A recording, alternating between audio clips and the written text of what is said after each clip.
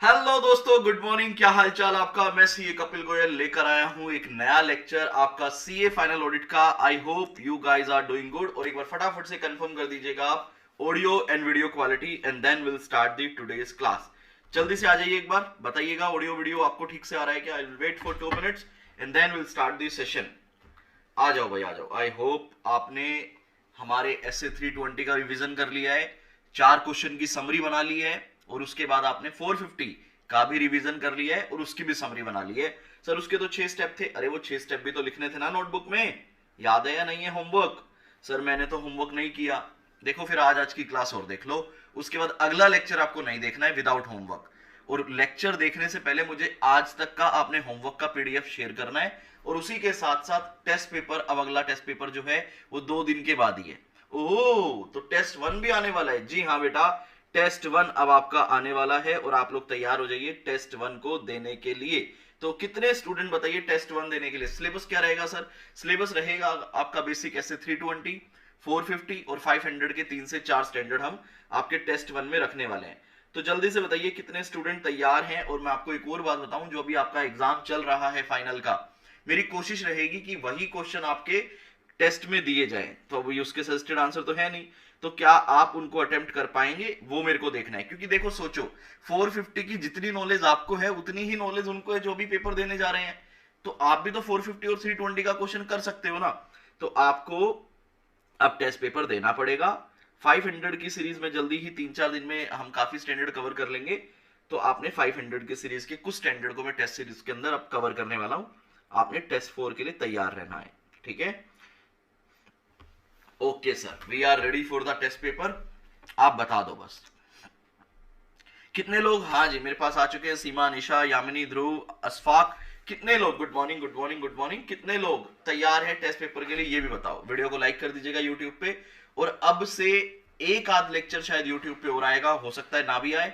तो अब से सारे लेक्चर जितने भी स्टूडेंट एनरोल्ड हैं, मैं आपको बताना चाहूंगा अब हमारा जो ऐप है सीए इंडिया का उस पर रन होंगे। अगर यूट्यूब पे आ जाता है एक आध लेक्चर और बहुत अच्छी बात है, अदरवाइज हम सारा जो है अब ऐप पे लेने वाले हैं आने वाले सारे लेक्चर्स। ठीक है जी, हाँ जी सर बिल्कुल ठीक है। मैं अब आपको पहले आईसीआई का वो दिखा देता हूं जो हमने डिस्कस किया था, पैटर्न पूरा डिटेल में कि हम कैसे कैसे कवर करने वाले हैं। हाँ जी सर, दिखा दो दिखा दो दिखा दो, वी आर रेडी। तो हमने कहां पे लिखा था चैप्टर वाइज आईसीआई का सिलेबस, कहीं लिखा था हमने, याद है आपको। सर हमको याद है, लेकिन आगे से एक काम करेंगे, एक सेपरेट पीडीएफ ही बनाएंगे इन चीजों की, ताकि हमें इस तरह से ढूंढना ना पड़े। ये रहा। हमने आपको बताया था chapter number 1 to 11 standards on auditing है आईसीआई का। तो we are going to start, ये आपके इंटर के दोनों चैप्टर हैं ये, ठीक है। We are going to start with chapter number 5। आज हम चैप्टर नंबर 5 कर रहे हैं। और हमारा जो सीरीज रहने वाला है आने वाले लेक्चर्स में 500, 501, 5, 10, 20, 30, 50, ये स्टैंडर्ड हम कवर करेंगे। देन अगेन 500 की सीरीज, 700 की सीरीज, और उसके बाद हम ऐसे 200 पे जंप करेंगे। आई होप आपको क्लियर है। जैसे जैसे हमारा ये चैप्टर 5 कंप्लीट होगा, हम आईसीए स्टडी मटेरियल का चैप्टर 5 पूरा एक बार गो थ्रू करेंगे। सारे आईसीए स्टडी मटेरियल का test your knowledge, case base MCQ, descriptive question, सब इन स्टैंडर्ड का लगाएंगे। देन उसके बाद हम चैप्टर नंबर 6 पे मूव करेंगे। मतलब जब हम एक सीढ़ी से दूसरी सीढ़ी पे जाएंगे ना, तो उतना प्रिपेयर करके जाएंगे कि भैया हम एग्जाम देने के लिए तैयार है। आपने लेक्चर सिर्फ कोर्स खत्म करने के लिए नहीं देखना है कि सर मैंने आपकी क्लासेस ले ली है, मेरा एग्जाम तो अभी 2 साल के बाद है, तो मैं सोचा हूं मेरा एग्जाम तो 2026 नवंबर में है, 1.5 साल बाद है, तो मैंने अभी क्लासेस ले ली, मैं बस देख लेता हूं। नहीं बेटा, आप गलती कर रहे हो अपने साथ। अगर आप पढ़ाई सीरियसली करने के मूड में नहीं हो तो क्लासेस बंद कर दो, कोई पॉइंट नहीं है देखने का। आप उस पॉइंट पे देखिएगा जहां आप क्लासेस के साथ डेली का आधा एक घंटा निकाल सकें। क्योंकि देखो होमवर्क करना पड़ेगा, नोट्स बनाने पड़ेंगे, टेस्ट पेपर देना पड़ेगा, इसके बिना क्लास की वैल्यू 0 है। Now you have to decide कि आप इससे इस 0 के आगे 1 भी लगाना चाह रहे हैं, इसको 100 करना चाह रहे हैं, या इसको 0 रखना चाह रहे हैं। कोई वैल्यू नहीं है इनकी। क्योंकि देखो एक बात बताऊं, आप मुझे सुनोगे, आपको समझ आएगा, अगले दिन सब गायब। सुनोगे, समझ आएगा, गायब। तो अगर रिटेन करना है चीजों को तो you have to study with me. आपको जितनी मेहनत मैं करवा रहा हूं, आपको उसके बाद मुझे 30 to 40 मिनट और मैक्सिमम 1 आवर आपको डेली बेसिस पे देना होगा। ये एक प्रॉमिस मुझे हर सीए फाइनल स्टूडेंट से चाहिए। इसी के साथ हम आगे बढ़ पाएंगे। ओके सर, हम आपके साथ हैं, हम जैसा जैसा आप बोलोगे वो सब करेंगे। उल्टा भी लटक जाएंगे अगर आप बोलोगे तो, ठीक है। अगर आपके टेस्ट में नंबर कम आए तो मैं आपको उल्टा भी लटका दूंगा। अच्छा, आज ना एक टीम हमारा ग्रुप बनाएगी, आज मेरी सी इंडिया टीम आपके लिए ग्रुप बनाएगी, जितने भी स्टूडेंट एनरोल्ड हैं। आपको बताना चाहूंगा, सी फाइनल के बच्चे लाइव क्लास क्यों नहीं देखते यार? We have approximately 300 plus student in Google drive, और बच्चे काफी टाइम से क्लासेस का वेट कर रहे थे। आपको पता है काफी टाइम से मेरा गला खराब था तो क्लासेस चल नहीं पा रही थी, बट लाइव में हमने देखा कि 50 या 60 स्टूडेंट ही हैं अभी तक। मतलब 300 साढ़े 300 स्टूडेंट ने गूगल ड्राइव लिया है अभी बैच लॉन्च पे, और लाइव में स्टूडेंट कम है। क्या आप सुबह उठ नहीं पाते हो? क्या दिक्कत है जो गूगल ड्राइव वाले स्टूडेंट है? हाँ भाई, सुबह उठ नहीं पाते हो, दिक्कत क्या है? सर फीस ज्यादा है लाइव की, किसने कहा? हमारे केस में हमने हमारे सभी जो अभी बैच लॉन्च पे बोल रहा हूं, कभी इस मैसेज को 6 महीने बाद रिलेट करो। बैच लॉन्च पे हमने सभी गूगल ड्राइव वाले स्टूडेंट को ऑप्शन दिया है कि वो लाइव ज्वाइन कर सकते हैं। मैं इनिशियली इसे बता रहा हूं कि अगर आप बैच अभी चल रहा है, बैच मान लो अभी बैच रनिंग है, आप जब ये लेक्चर देख रहे हो तो आप लाइव क्लास में भी डेली आ सकते हो बेटा, क्योंकि लाइव में ना एक इंटरेक्टिव हो जाता है, बच्चों की चैट मुझे दिख रही होती है, और आपका भी एक आपको भी मजा आएगा कि आप रियल टाइम बेसिस पे टेस्ट अटेम्प्ट कर रहे हो। गूगल ड्राइव वाला स्टूडेंट मान लो इस लेक्चर को 1 साल बाद देख रहा है, 9 महीने बाद देख रहा है, तो वो टेस्ट तब अटेम्प्ट करेगा, उसके लिए वही रियल टाइम है, हम चेक तब भी करेंगे, लेकिन एक लाइव का एक रियल टाइम बेस का अपना अलग मजा है, तो वो भी आ जाओ रेडी फॉर टेस्ट। तो आज हम सबसे पहले एक स्टैंडर्ड स्टार्ट कर रहे हैं जिसका नाम है एसए नंबर 500 ऑडिट एविडेंस। इसका हैंडरिटन चार्ट भी बना हुआ है, लेकिन उससे पहले आप मुझे बताइए, क्या आपको याद है ऑडिट एविडेंस क्या होता था? जी सर, हमें अच्छे से याद है। मैं देखिए पहले एक चर्चा करूंगा, उस चर्चा के बाद आपने मेरे साथ पार्टिसिपेट करना है। ऐसे 500 बोलता है कि एक ऑडिटर को ऑडिट एविडेंसेस ऑब्टेन करने हैं। यानी एविडेंसेस क्या है? एविडेंसेस हम क्लाइंट से लेते हैं जिसके बेस पे हम हमारा ओपिनियन फ्रेम करते हैं। हम लोगों को पता है कि जिस भी कैप्शन की हम लोग चेकिंग करते हैं, चाहे वो परचेज हो, सेल्स हो, कोई भी एरिया क्या ना हो, उसका रिस्क बहुत हाई होता है। हम उस रिस्क को रिड्यूस करते हैं, एक्सेप्टेबल लो लेवल पे लेकर आते हैं, और रिस्क को रिड्यूस करने के लिए व्हाट वी अप्लाई, हम ऑडिट प्रोसीजर अप्लाई करते हैं। और ऑडिट प्रोसीजर अप्लाई कर कर क्या करते हैं? We obtain multiple different types of evidences. तो आप मुझे बताओ, इंटर में आपने एक बात पढ़ी होगी, एविडेंसेस किस तरह के होने चाहिए? सोचकर बताओ। एविडेंसेस होने चाहिए सफिशिएंट एंड एप्रोप्रिएट। सफिशिएंट का मतलब क्या था बताइएगा जरा सोचकर।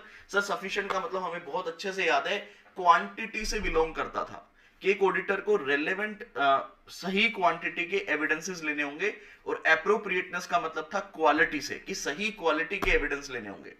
नाउ सेकंड चीज, यार ये क्वांटिटी और क्वालिटी का मतलब क्या है? ठीक है भाई, सफिशिएंसी का मतलब क्वांटिटी है ऑफ ऑडिट एविडेंस, एप्रोप्रिएटनेस का मतलब क्वालिटी है, लेकिन किस बेस पे हम डिसाइड करेंगे कि दिस एविडेंस इज सफिशिएंट और दिस एविडेंस इज एप्रोप्रिएट? तो बताओ, इसके पॉइंट याद है किसी को? इसके पॉइंट याद है किसी को? कोई बताएगा मुझे? मैं इसका चार्ट ही डाल लूं क्या? जबरदस्ती टाइम क्यों वेस्ट करें इस तरह के स्टैंडर्ड पे जो इतने आसान है। हाँ सर, आप चार्ट निकाल लो इसका।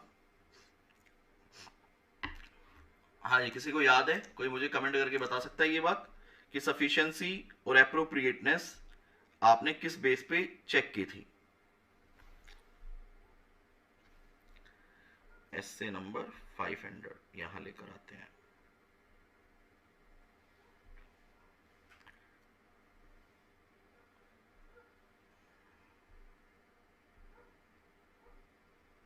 चार्ट में बेसिक है, फाइनल वालों के लिए मेरे को कुछ और कंटेंट भी बताना है।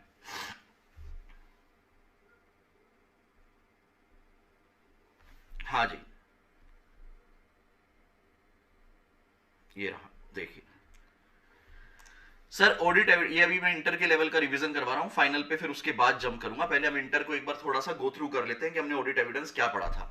आपने देखा ऑडिट एविडेंस क्या होता है? कोई भी ऐसी इंफॉर्मेशन जो हम यूज करते हैं अपना ऑडिट का ओपिनियन फ्रेम करने के लिए, याद है ना? वो इंफॉर्मेशन कैसी कैसी हो सकती है सर? वो फाइनेंशियल इंफॉर्मेशन भी हो सकती है, नॉन फाइनेंशियल इंफॉर्मेशन भी हो सकती है, जैसे कि नंबर ऑफ एम्प्लॉइज। ठीक है, हम financial and non financial information को यूज कर कर अपना एक ऑडिट में ओपिनियन फ्रेम करते थे। फिर हमने आपको बताया था, इंटर का रिवीजन करवा रहा हूं अभी, फिर हमने आपको बताया था कि जो एविडेंसेस हैं वो कैसे होने चाहिए? Sufficient and appropriate audit evidence होना चाहिए। सर सफिशिएंसी का मतलब क्या था? सर सफिशिएंसी का मतलब होता था क्वांटिटी ऑफ ऑडिट एविडेंस, और एप्रोप्रिएटनेस का क्या मतलब होता था? Quality of audit evidence. I hope आपको ये बात याद है। सफिशिएंसी कैसे डिसाइड करेगा एक ऑडिटर? कि मुझे कितने एविडेंसेस लेने हैं, कमेंट करके बताओ। सफिशिएंसी कैसे एक ऑडिटर डिसाइड करेगा, सफिशिएंसी ऑफ ऑडिट एविडेंस याद है, बताइए बेटा, सफिशिएंसी कैसे डिसाइड करेगा एक ऑडिटर? सर सफिशिएंसी कितना क्वांटम ऑफ ऑडिट एविडेंस लेना है, सोचकर बता दो आराम से। सर कितनी क्वांटिटी लेनी है वो हमें देखना होगा, जिस एरिया का हम ऑडिट कर रहे हैं उस एरिया में रिस्क कितना है, उस एरिया का रोमम कितना है। जितना ज्यादा रिस्क होगा हम चेकिंग उतनी ज्यादा करेंगे और हमें एविडेंसेस ज्यादा लेने होंगे। उस एरिया की मटेरियलिटी हमें कंसिडर करनी पड़ेगी ऐसे 320 के अगेंस्ट, और हमें देखना पड़ेगा उस एरिया का साइज ऑफ अकाउंट क्या है या पॉपुलेशन कितना है। अगर रिवेन्यू का ऑडिट कर रहे हैं डेफिनेटली हम 3 तरह के ऑडिट प्रोसीजर लगाएंगे, ऑडिट एविडेंसेस बहुत ज्यादा होंगे, और उसके अगेंस्ट मैं मान लो पेरोल का ऑडिट कर रहा हूं तो एविडेंसेस कम रहेंगे। तो आपको साइज ऑफ अकाउंट, रोमम और उसके अलावा मटेरियलिटी, ये सारी चीजें भी आपको देखनी पड़ेंगी साइज सफिशिएंसी आपको डिसाइड करने के लिए। एप्रोप्रिएटनेस कैसे डिसाइड करोगे, क्वालिटी ऑफ ऑडिट एविडेंस, सोचकर बताओ। एप्रोप्रिएटनेस कैसे डिसाइड करोगे, quality of audit evidence? Sir quality जो होती है वो डिपेंड करती है सोर्स ऑफ ऑडिट एविडेंस, कि आपने कैसा एविडेंस लिया है, कहां से लिया है, नेचर ऑफ ऑडिट एविडेंस। ये दोनों बातें बहुत इंपॉर्टेंट है, सोर्स एंड नेचर। सोर्स का मतलब क्या है कि सर जो एविडेंस है वो इंटरनली जनरेटेड है या एक्सटर्नल है। सर वो वर्बल इंक्वायरी से हमने बात की है या कोई रिटन डॉक्यूमेंट है। सर वो फोटोकॉपी है या ओरिजिनल है। और उसी के साथ हम सर्कमस्टांसेस भी देखते हैं कि किस सर्कमस्टांस में कैसी सिचुएशन में आपने ऑडिट एविडेंस लिया है। मान लीजिए क्लाइंट के साथ ऑलरेडी कंफ्लिक्ट चल रहा है, आपको एक एविडेंस और दूसरे एविडेंस के अंदर कॉन्ट्राडिक्टरी एविडेंसेस मिल रहे हैं, तो वहां पे हो सकता है हम अदर ऑडिट प्रोसीजर भी लगाएं। तो आपका जो एप्रोप्रिएटनेस है वो आपको देखना पड़ेगा सोर्स एंड नेचर से। अब आप मुझे बताइएगा, मैंने आपको फ्लो ऑफ ऑडिट के अंदर जो ऐसे 315 की क्लास थी उसमें मैंने आपको एक बात बताई थी कि जब, याद है या नहीं मुझे नहीं पता आप लोगों को, लेकिन आपने मुझे याद दिलवानी है, ये एक सॉफ्टवेयर था जिसको हमने सैंपलिंग के लिए यूज किया था, याद है? हाँ सर, इसका नाम आइडिया था। इस सॉफ्टवेयर को आपने कुछ इनपुट दिया था, इस सॉफ्टवेयर को आप लोगों ने कुछ इनपुट दिया था। क्या कोई मुझे बता सकता है वो इनपुट क्या था? क्या कोई स्टूडेंट मुझे कमेंट करके बता सकता है वो इनपुट क्या था? सर मैं बताऊंगा आपको। एक तो था डेटा, जिसको हम लोग इनपुट भी बोल सकते हैं और पॉपुलेशन भी बोल सकते हैं। उसके अलावा आपने रोमम दिया था, मटीरियलिटी भी दी थी। अब आप मुझे बताइए, क्या यहां पे मैं आके ओके प्रेस करके सैंपल निकाल लेता हूं, या सैंपल निकालने से पहले भी आपको एक काम करना था? सर सैंपल को निकालने से पहले भी हमने कुछ किया था। मैंने कहा क्या? सर ये जो डेटा मैं यूज करने वाला हूं ये मेरे लिए कहीं ना कहीं एक एविडेंस का ही तो काम करेगा। ये जो डेटा मैं यूज करने वाला हूं, इस डेटा को यूज करने से पहले, ये डेटा कहां से लिया है? क्लाइंट डेटा है सर। ये किसका डेटा है बेटा? Sir this is client data. और इस डेटा को यूज करने से पहले एक टेस्टिंग कर लो। बताओ क्या? उस टेस्टिंग को क्या बोलते थे? IPE testing. बिल्कुल सही लिखा है आपने यामिनी, आईपीई टेस्टिंग। और आईपीई टेस्टिंग के अंदर क्या देखते थे, बताना जरा। आईपीई टेस्टिंग की एजर्शन क्या थी, बताएगा कोई मुझे? आईपी टेस्टिंग के एजर्शन, सर आईपी टेस्टिंग के एजर्शन थी कंप्लीटनेस, रेलेवेंट, रिलायबिलिटी। एटलीस्ट आप ये तो देखेंगे ही देखेंगे, एक्यूरेट तो होना ही चाहिए। कंप्लीटनेस के अंदर वो भी आ जाता है, कंप्लीटनेस, एक्यूरेसी, रेलेवेंट, रिलायबिलिटी। इसका मतलब क्या है भाई, कि जो डेटा आप यूज करने वाले हैं किसी भी एरिया में, that data should be complete. ऐसा ना हो कि मैं सॉफ्टवेयर को डेटा दूं और वो कंप्लीट ही नहीं है। The data should be accurate and the data should be relevant and reliable. आप कोई भी डॉक्यूमेंट ले रहे हो, कोई भी एविडेंस ले रहे हो, ये नहीं कि सिर्फ उसकी क्वालिटी अच्छी है, उसकी क्वांटिटी अच्छी है। आप मुझे बताइए, मेरे को फिजिकल वेरिफिकेशन करना है, मेरे को क्लाइंट कहता है भाई साहब हम आपको हमारी परचेज के एविडेंसेस दे देते हैं, इनवॉइसेस दे देते हैं, बहुत अच्छे इनवॉइसेस हैं, ओरिजिनल इनवॉइसेस हैं, रिटर्न में आपको दे रहे हैं सब कुछ। आप मुझे बताओ क्या वो मेरे लिए रेलेवेंट है या नहीं, बस आप मुझे बताओ। Sir that data should be complete, accurate and relevant. IP testing आपको करनी पड़ेगी एप्रोप्रिएटनेस के लिए। तो एप्रोप्रिएटनेस में मैं थोड़ा सा डिस्कशन अभी और करूंगा कि एप्रोप्रिएटनेस कैसे डिसाइड होती है। सर जो एप्रोप्रिएटनेस डिसाइड होती है दैट डिपेंड्स, बताओ भाई एप्रोप्रिएटनेस कैसे डिसाइड होगी। ये जो नोट्स है ना मैं जो लिख रहा हूं अभी, ये सभी स्टूडेंट साथ साथ लिख लेंगे। हैंड रिटन चार्ट सारे आपके गूगल ड्राइव पे भी हैं और सारे टेलीग्राम चैनल पे भी अवेलेबल है, वहां से आप ले सकते हैं। ठीक है, गूगल ड्राइव पे भी अपलोड करूंगा सारे, टेलीग्राम पे भी है, और बहुत सारे हैंड रिटन चार्ट्स में नए भी बना रहा हूं, तो वो सारे भी आपको मिलेंगे। जैसे कि अभी ये से 500 जो है ये बहुत ही सुपर समरी है, तो 3 नोट्स मेरे को और बनवाने हैं इसके फाइनल में ऐड ऑन, तो वो आप खुद से भी बना सकते हैं, मैं भी बना के दूंगा, मेरे वाले नोट्स को भी कॉपी पेस्ट कर सकते हो। ठीक है, ओके सर। देखिए, लेकिन ये जो क्लास की नोटिंग है ना, इसको आप साथ साथ लिखते हुए चलिएगा थोड़ा थोड़ा। ठीक है जी। सर एप्रोप्रिएटनेस को और कैसे डिसाइड करेंगे, अब हम उसकी बात कर रहे हैं। इस पे मेरे को समझाना है, क्योंकि मैं ये अजम्पशन नहीं ले रहा कि सब ये इतना बेसिक है सब बच्चों को आता होगा, ये गलत हो जाएगी अजम्पशन लेना मेरे पार्ट पे।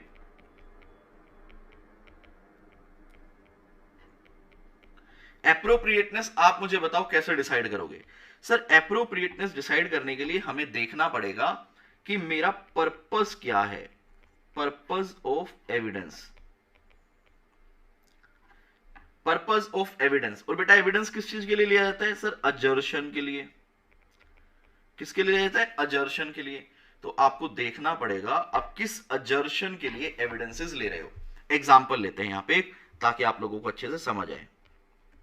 एग्जाम्पल, सर मेरा जो एरिया है वो इन्वेंट्री है जिसका मैं ऑडिट कर रहा हूं, और अजर्शन इन्वेंट्री की मान लो completeness, existence, accuracy, valuation, right and presentation. मेरे को इन अजर्शन पे काम करना है। लेट्स से सबसे पहले बात करते हैं एग्जिस्टेंस की। तो यहां पे एविडेंस कौन सा रिक्वायर्ड होगा आप बताओ।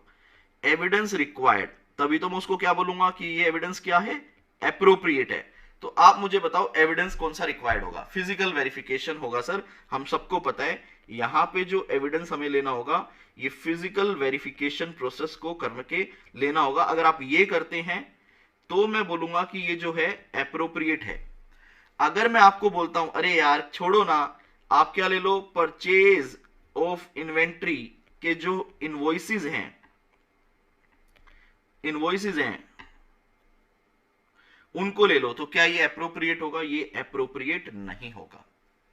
हमें एप्रोप्रिएट ऑडिट एविडेंस लेना है जो उस अजर्शन को सेटिस्फाई कर सके, ना कि कुछ भी उठा लेंगे। आप मुझे बताओ क्या परचेज के इनवॉइसेस क्या जाली हैं क्या, नहीं, वो भी ओरिजिनल है, लेकिन मेरे लिए रेलेवेंट नहीं है। तो जब भी हम एविडेंसेस लेते हैं, हमें एविडेंसेस लेने से पहले एक चीज पे फोकस करना होता है, and the area should be your अजर्शन, कि भाई मैं किस एरिया, किस पर्पस के लिए ऑडिट एविडेंसेस ले रहा हूं। अगर मान लीजिए मेरा यहां पे अजर्शन है कंप्लीटनेस, तो बताओ आप क्लाइंट से क्या चेक करना चाहोगे। सर जो ऑडिट प्रोसीजर रहेगा ना, देखो अभी तो मैंने ऑडिट प्रोसीजर लिखा है physical verification. Definitely physical verification के लिए हमें क्या लेना पड़ेगा, हमें ईयर एंड की लिस्टिंग लेनी होगी, इन्वेंट्री लिस्टिंग। फिर उसके बाद हम उसमें सैंपलिंग करेंगे और उसके बाद उसको फिजिकल वेरीफाई करेंगे। ये एक सफिशिएंट एप्रोप्रिएट ऑडिट एविडेंस रहेगा वेरिफिकेशन वाला। अगर मैं बोलूं सर हमें कंप्लीटनेस वेरीफाई करना है, तो बताओ क्या करें। तो अगर आपको क्लाइंट कहता है काम करो कंप्लीटनेस के लिए फिजिकल वेरिफिकेशन कर लो, मैं आपको बता देता हूं, कुछ दे देता हूं, नहीं भैया, कंप्लीटनेस को वेरीफाई करने के लिए हमें टीओडी करना पड़ेगा। किसी बच्चे को पता है कौन कौन से ऑडिट प्रोसीजर लगते हैं। सर हमें ये चीज नहीं पता, सर आप हमें ऑडिट पढ़ाने लग गए, बट मुझे तो इतना भी ज्ञान नहीं है कि अजर्शन वाइज ऑडिट प्रोसीजर क्या लगते हैं। भाई अगर ऐसा कोई स्टूडेंट है तो पहले मुझे बताए, क्योंकि मुझे कोई शौक नहीं है फाइनल का ऑडिट पढ़ाने में, अगर आपका इंटर का बेस ढीला है तो बताओ जरा। अगर कोई ऐसा स्टूडेंट है जिसको ये ना पता हो हर अजर्शन वाइज ऑडिट प्रोसीजर क्या होते हैं, अजर्शंस क्या होती हैं। सर आपने चैप्टर 1 में थोड़ा सा बेसिक तो बताया है, assertions are representation made by management, उसी को हम लोग वेरीफाई करते हैं, बट हमें अजर्शन वाइज ऑडिट प्रोसीजर नहीं पता है। क्या कोई स्टूडेंट ऐसा? एक काम करो बेटा, अगर आपको दिक्कत है, देखो अपन, मैं कभी भी ना ये अजम्पशन नहीं लेना चाहता कि सामने वाले को आता है। मैं ये अजम्पशन ले सकता हूं कि सामने वाले को नहीं आता, मतलब स्टूडेंट को नहीं आता।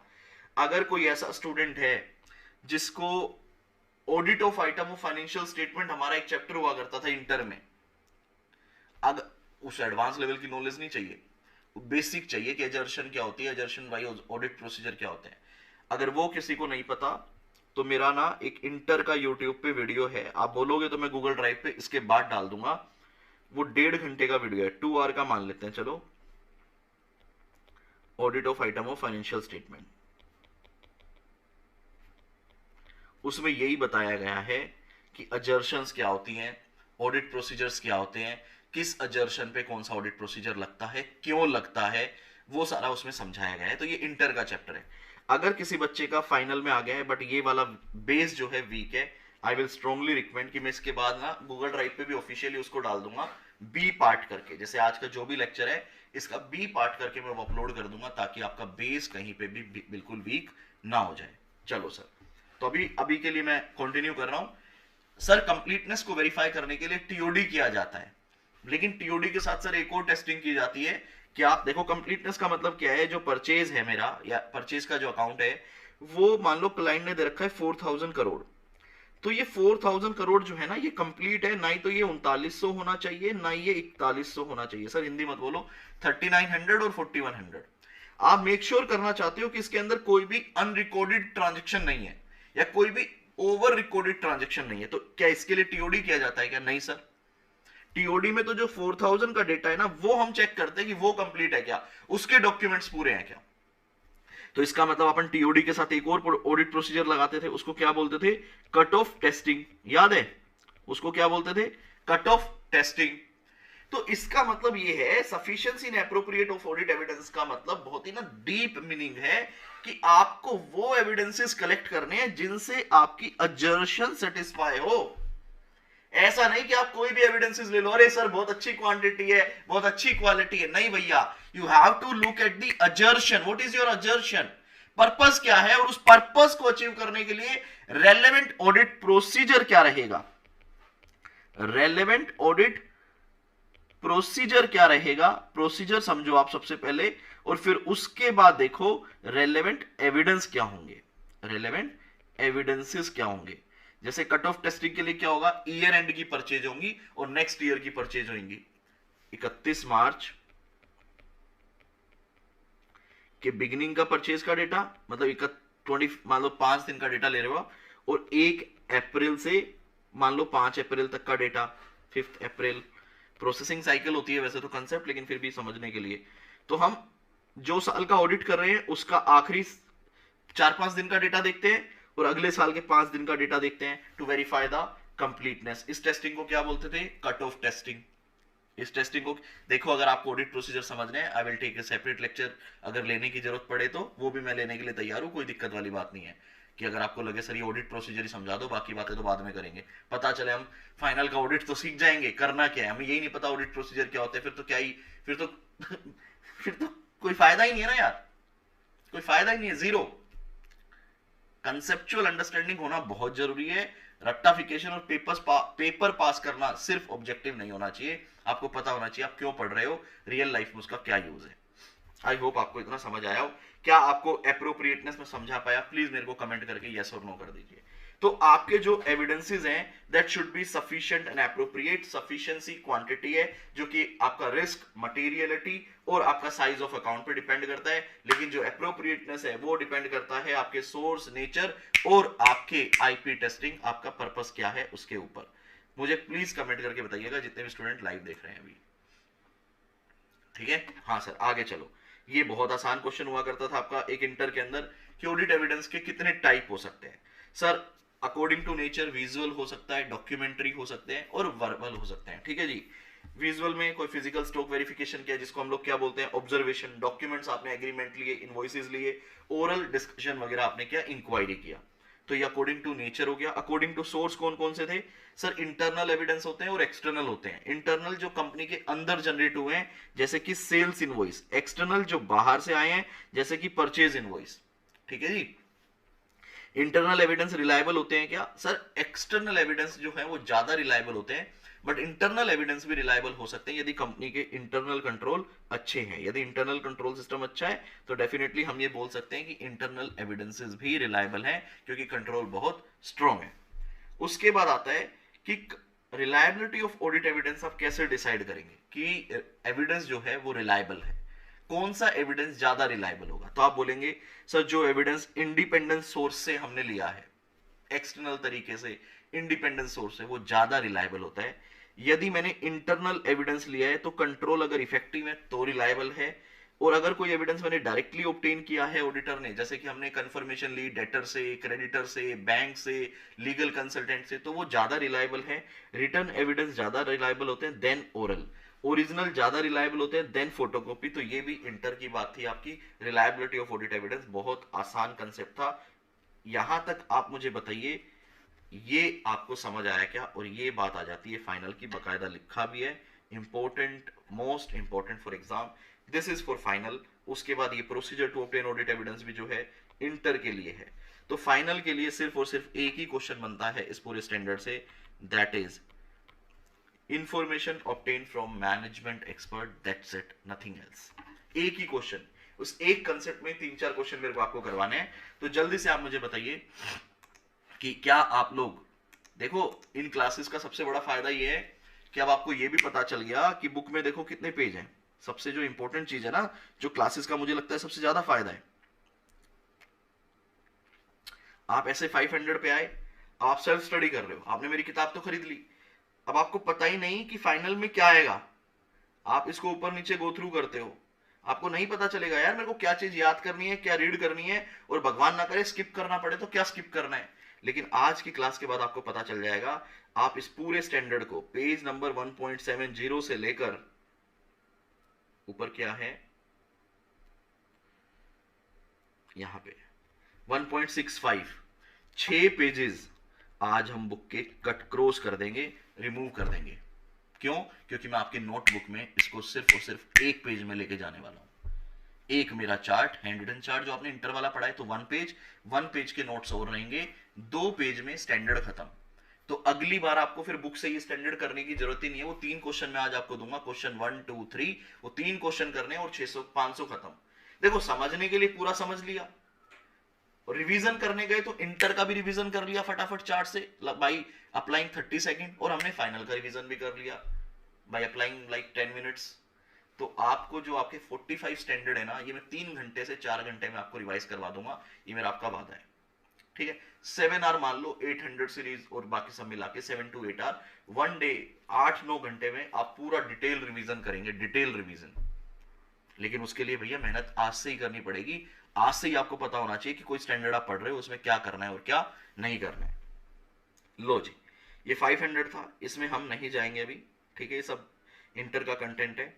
यहां पे आप लोग एक लाइन लगा लीजिए। हालांकि देखिए हमने आपके रेफरेंस के लिए एग्जाम के अटेम्प्ट भी लिखे हुए हैं, जिससे आप बिल्कुल सोच सकते हैं कि भैया एग्जाम में यही कंसेप्ट इंपॉर्टेंट है। ये बेसिकली उसलिए लिखा जाता है ताकि कोई स्टूडेंट अगर सेल्फ स्टडी कर रहा है तो उसे समझ आ जाए। मैंने क्वेश्चन बैंक का पेज नंबर भी लिखा हुआ है 174, लेकिन ऐसा हो सकता है कि आपके क्वेश्चन बैंक में ये इस रेलेवेंट टॉपिक के क्वेश्चन पेज नंबर 190 पे हो, 180 पे हो, वो मुझे अभी क्लास में कवर करना है, तो मैंने इसलिए मार्क किया है। यहाँ पे सभी स्टूडेंट अपनी बुक में एक लाइन लगाएंगे, ऊपर का पोर्शन हम बाद में रीड करेंगे। यहाँ पे सभी स्टूडेंट अपनी बुक में एक लाइन लगाइएगा और मेरी चर्चा को सुनिएगा, डिस्कशन को सुनिएगा जो मैं आपके साथ अब करने वाला हूँ। आप मुझे एक बात बताइए, आपने बोला कि सर ऑडिट एविडेंस का मतलब है कोई भी ऐसी इंफॉर्मेशन या अदर इंफॉर्मेशन जो हम यूज करते हैं अपनी ओपिनियन को फ्रेम करने के लिए, अपनी ओपिनियन को फ्रेम करने के लिए। तो आप सोचकर बताना, आपको याद है एक एक्सपर्ट हुआ करता था, एक एक्सपर्ट होता है जो आपकी हेल्प करता है। सर पहली बात तो ये बताओ ये एक्सपर्ट क्या होता है? देखो आप लोग चार्टर्ड अकाउंटेंट हो, आप लोग कौन हो? Chartered accountant. अगर मैं आपको बोलूं कि आपको ऑडिट करना है, आपको परचेज की टेस्टिंग करनी है, तो आप मुझे बताओ, मैं अगर आपको बोलूं कि परचेज की टेस्टिंग करने के लिए किसी एक्सपर्ट को हायर कर लो, तो आप कैसी बातें, आप क्या बोलोगे? आपके मन में क्या आएगा? कपिल सर कैसी बातें करते हो, उस फील्ड में तो मैं ही बहुत बड़ा एक्सपर्ट हूं, तो मैं उसी फील्ड का बंदा हायर करके क्या करूंगा? तो इसका मतलब यह है कि अगर एक एक्सपर्ट को मैं एक बहुत ही लेमन लैंग्वेज में समझाने की कोशिश करूं, तो कोई भी ऐसा पर्सन, कोई भी एक ऐसा पर्सन जो आप हायर करते हो जिसको वो नॉलेज है जो आपके पास नहीं है। अगर मैं सीए फील्ड की बात करूं तो हमें अकाउंट्स, फाइनेंस, टैक्स की नॉलेज है, तो मैं एक ऐसा पर्सन हायर करता हूं जो एक्सपर्टीज होल्ड करता है अदर देन फाइनेंस, अकाउंटिंग और ऑडिट? यस और नो? यस और नो, जल्दी बताओ। ऐसे ही बेटा मैनेजमेंट जो है वो फाइनेंशियल स्टेटमेंट को प्रिपेयर करती है। फाइनेंशियल स्टेटमेंट को प्रिपेयर करते टाइम आपको पता है बहुत सारा तो डेटा फैक्चुअल होता है हमारे पास, लेकिन काफी जगह पर एस्टिमेट्स यूज किए जाते हैं। फ्यूचर लायबिलिटीज को करंट वैल्यू पर लाया जाता है बुक्स में रिकॉग्नाइज करने के लिए, प्रेजेंट वैल्यूज निकाली जाती है, डिस्काउंटिंग फैक्टर्स यूज किए जाते हैं। तो वहां पे हो सकता है मैनेजमेंट सोचे यार फेयर वैल्यूज निकाली जाती है, वहां पे हो सकता है मैनेजमेंट को लगे कि इस एरिया में मैं इस चीज को डिसाइड करने के लिए, वैल्यूएशन करने के लिए मैं कैपेबल नहीं हूं। तो एक काम करते हैं, किसी एक्सपर्ट को हायर कर लेते हैं, जैसे कि एक्चुअली हो गए, और उसके अलावा भी बहुत सारे एक्सपर्ट्स होते हैं बेटा। क्वांटिटी, जैसे फॉर एग्जांपल पेट्रोलियम प्रोडक्ट्स हैं, क्रूड ऑयल्स हैं। मैंने बेटा एक ऑडिट किया था, मैं आपको क्लाइंट का नाम बताता हूं, क्या नाम था उसका, आयरन कोल, केपीएमजी में थे हम लोग। तो वहां पे कोल के बहुत बड़े बड़े पहाड़ थे। अब वो कितना, उसका क्वांटिटी क्या है भाई, मैं कैसे मेजर करूंगा, हमें नहीं आइडिया। तो हमने एक्सपर्ट को हायर किया था।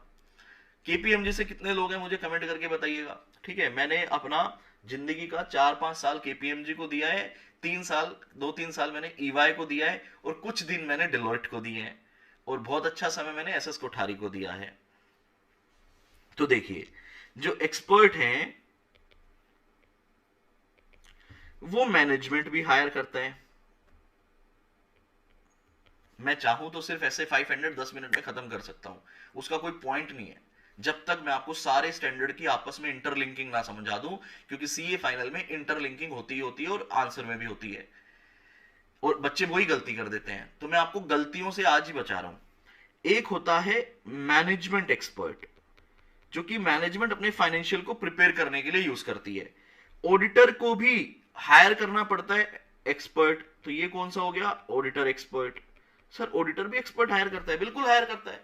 मुझे वैल्यूएशन में हेल्प चाहिए, मान लो मुझे क्वांटिफिकेशन देखनी है, गोल्ड कितना है वो देखना है, तो मुझे लीगल एक्सपर्ट की हेल्प लेनी है कि क्लाइंट ने जो प्रोविजन बनाया वो सही है। सर वो तो हम क्लाइंट के लॉयर को भी भेज सकते हैं भाई, मान लो मेरे को रिलायबिलिटी इश्यूज है, मुझे लग रहा है वो इनके साथ मिला हुआ है, I can take expert advice, मैं हायर कर सकता हूं।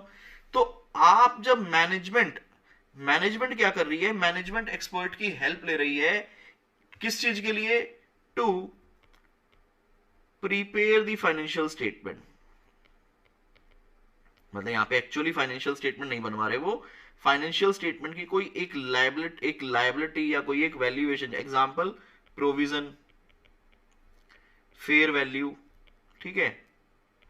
अभी रिलायंस की ऑडिट रिपोर्ट दिखाऊंगा, उसमें देखना आप फेयर वैल्यू वगैरह वो रिकॉग्नाइज करते हैं अपनी, ठीक है। फेयर वैल्यू, इस तरह से फाइनेंशियल मैनेजमेंट ने क्या किया, किसी एक्सपर्ट को हायर किया। ऑडिटर भी बेटा वैल्यूएशन के लिए, ठीक है, वैल्यूएशन में जैसे हम गोल्ड वगैरह की क्वांटिटी देखते हैं, लीगल मैटर के लिए हम एक्सपर्ट की हेल्प ले सकते हैं। अब मानिए, सोचिए, जब मैनेजमेंट ने किसी एक्सपर्ट की हेल्प ली, तो एक्सपर्ट किसके साथ डील करेगा, ऑडिटर के साथ डील करेगा, मैनेजमेंट के साथ डील करेगा? सर जब मैनेजमेंट का एक्सपर्ट है तो मैनेजमेंट के साथ ही डील करेगा, मैनेजमेंट के साथ ही डील करेगा। तो मैनेजमेंट ने एग्जांपल ले लेते हैं, यहां पे प्रोविजन, एम्प्लॉय बेनिफिट लायबिलिटी के लिए मैनेजमेंट ने एक्सपर्ट हायर किया है। तो मैनेजमेंट ने डेटा किसको दिया होगा, ऑडिटर को या एक्सपर्ट को? सर मैनेजमेंट ने जो डेटा दिया होगा वो एक्सपर्ट को दिया होगा, डेटा टू एक्सपर्ट, हाँ या ना? और एक्सपर्ट ने उस डेटा पे वर्क करके अपनी रिपोर्ट किसको सबमिट करेगा, बताओ? अपनी रिपोर्ट किसको सबमिट करेगा, ऑडिटर को? नहीं भाई, सबमिट टू मैनेजमेंट, वो मैनेजमेंट को अपनी रिपोर्ट सबमिट करेगा, ठीक है। फिर मैनेजमेंट क्या करेगी, उसकी रिपोर्ट के बेस पे अकाउंटिंग करेगी, जो भी उसने बताया है उसको इवैल्यूएट करेगी और उसकी अकाउंटिंग करेगी। ये तो हो गया मैनेजमेंट एक्सपर्ट की बात। अब आप मुझे बताइए, यहां पे ऑडिटर इस एम्प्लॉई बेनिफिट लायबिलिटी का ऑडिट करने आया, ठीक है, और ऑडिटर ने कहा भाई साहब मुझे एविडेंस दो, डेटा दो, आपने किस बेस पे ये रिकॉग्नाइज किया है। मैनेजमेंट उसे उठाकर क्या करती है, एक्सपर्ट की रिपोर्ट दे देती है, ये लो जी, एक्सपर्ट की रिपोर्ट जो है ये डेटा है जिसके बेस पे हमने ये अकाउंटिंग की है, उसको डेटा मैनेजमेंट ऑडिटर को ये डेटा दे देती है। तो आप मुझे बताओ क्या ये मेरे लिए एक एविडेंस है? Answer is yes. और इसकी बात कौन सा स्टैंडर्ड करेगा? S A number 500। यहां पे एक्सपर्ट की रिपोर्ट मेरे लिए क्या है? एक एविडेंस है। दूसरी साइड में जब ऑडिटर एक्सपर्ट हायर कर रहा है तो बताओ बेटा क्या ये मेरी टीम का पार्ट बन गया? क्या ये मेरी टीम का पार्ट बना? जी हां, कहीं ना कहीं ये आपकी टीम का एक पार्ट बन गया, क्योंकि ये हमारा एक्सपर्ट है, हमने हायर किया है, किसी भी एरिया के लिए किया हो। अब आप मुझे बताओ क्या ये भी एक एविडेंस है? भाई वो मुझे मेरी हेल्प कर रहा है, मेरे को रिपोर्ट बना के दे रहा है, मेरे को चीजें बता रहा है, क्या ये भी एक एविडेंस है? सोचकर बताना, क्या ये भी एक एविडेंस है? बिल्कुल सर, ये भी आपके लिए क्या है? एक एविडेंस है। बेटा स्टैंडर्ड बताओ कौन सा लगेगा? क्या एस से 500 लगेगा ऑडिट एविडेंस? बताइए सोचकर, सोचकर बताइएगा। अगर किसी को थोड़ा बहुत इंटर का याद हो। सर ये इंटर की टेस्टिंग आप करोगे? बिल्कुल करूंगा, क्योंकि आपने इतनी पढ़ाई की है, बैक ऑफ द माइंड कहीं ना कहीं स्टैंडर्ड के नाम आपको याद होंगे। सर यहां पे आपका एस से 500 नहीं लगेगा, यहां पे आपका लगेगा एस से 600, जो कि बोलता है using the work of auditor expert. Using the work of auditor expert. ICI paper में बस बच्चों को यही घुमाता है। वो ऑडिटर एक्सपर्ट वर्ड यूज करता है और 4 बार एविडेंस एविडेंस एविडेंस यूज करता है, बच्चे ऐसे 500 लगा देते हैं और वो गलत कर देता है।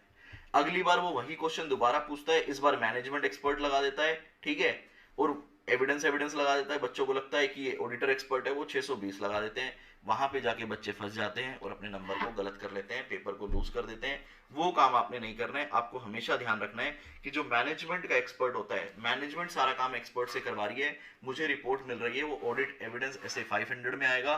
ऑडिटर का एक्सपर्ट है, ऑडिटर ने हायर किया है, तो ऐसे 620 में जाके कवर होगा, ठीक है।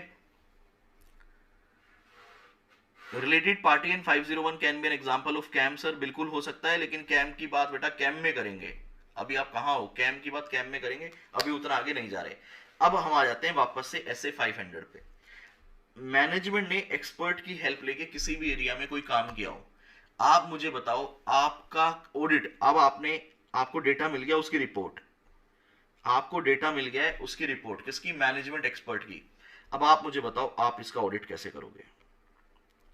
आप इसका ऑडिट कैसे करोगे? अब आपने अपना दिमाग यूज करके मुझे बताना है। मैनेजमेंट ने एक एक्सपर्ट हायर किया है जिससे उसने किसी भी एरिया का काम करवाया है, चाहे वो एम्प्लॉय बेनिफिट लायबिलिटी हो, चाहे फेयर वैल्यू का हो, कुछ भी हो, XYZ फ्यूचर से रिलेटेड हो। आप मुझे बताइए आप उसका ऑडिट कैसे करेंगे?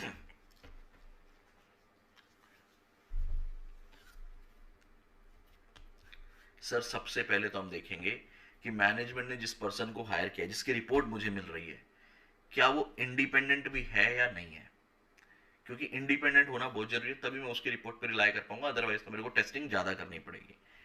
उस बंदे की कॉम्पिटेंसी चेक करनी पड़ेगी कि किस एरिया में वो कॉम्पिटेंसी है, किस एरिया में एक्सपर्टीज होल्ड करता है।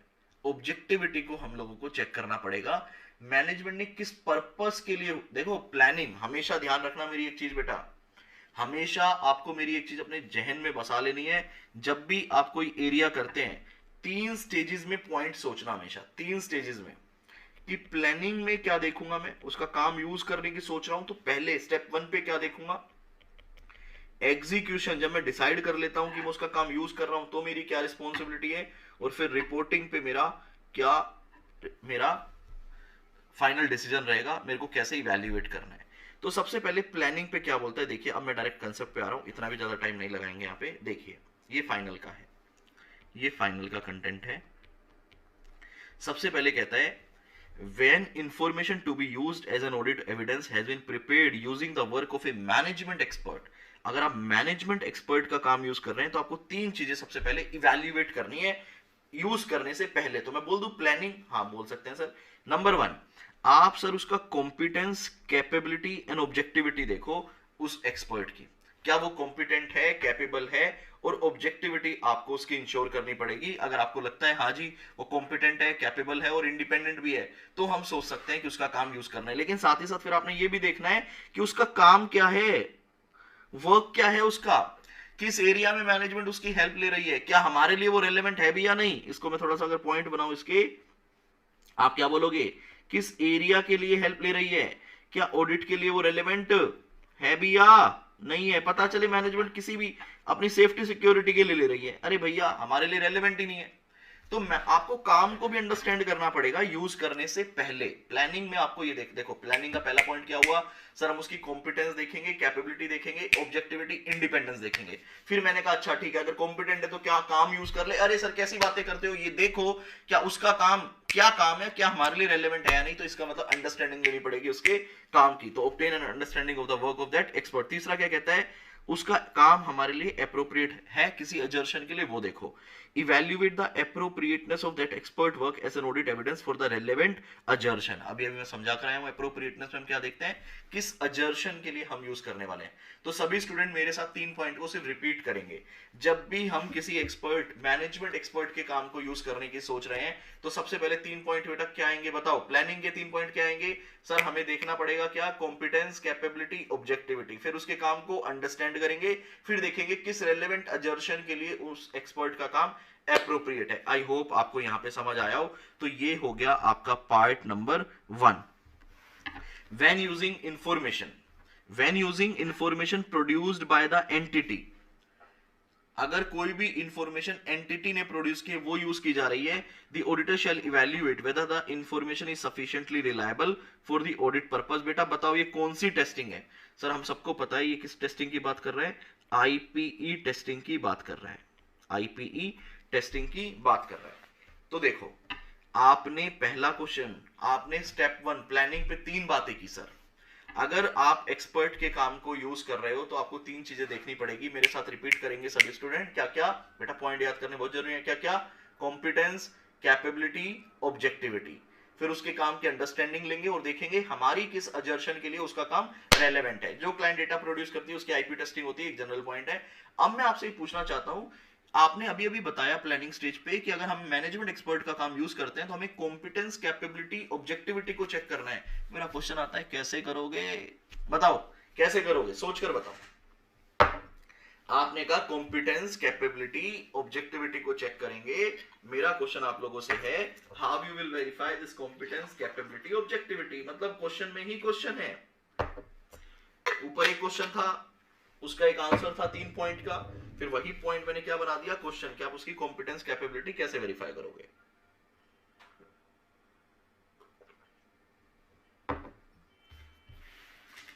आराम से सोचकर बताइए, कॉम्पिटेंस, कैपेबिलिटी को वेरीफाई कैसे करने वाले हो। सर बड़ा आसान है। सबसे पहली बात तो मैं किसी से नहीं तो मैनेजमेंट से ही डिस्कस कर लूंगा। बताओ भैया जो बंदा है उसकी क्वालिफिकेशन क्या है, क्या डिग्री है।